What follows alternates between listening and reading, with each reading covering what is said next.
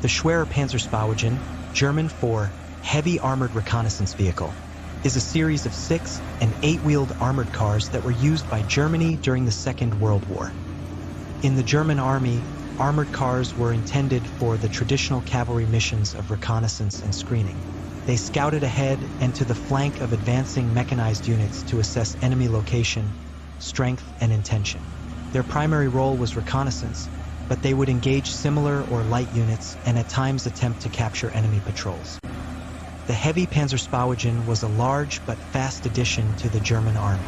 The original 6-wheel versions were based on a 6x4 truck with an armored body, but by 1937 they were being replaced by 8 rad versions.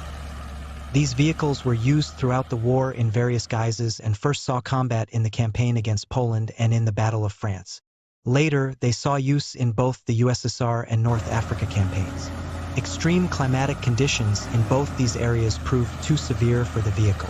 In the USSR, adverse ground conditions immobilized 150 Sd.Kfz 232s during the first wet season of the campaign.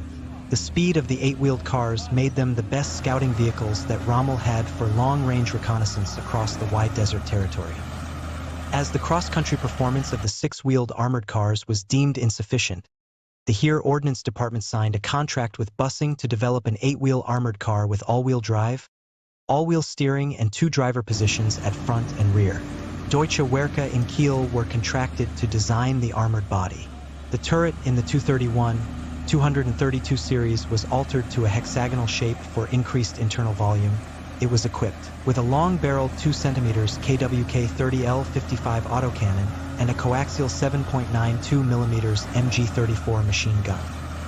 The Sd.Kfz 231, 232, and 263 were initially built on chassis slightly modified for their needs. From July 1942, they were built on the same Einheitsfahrgestell chassis and had their armor increased to 30 mm.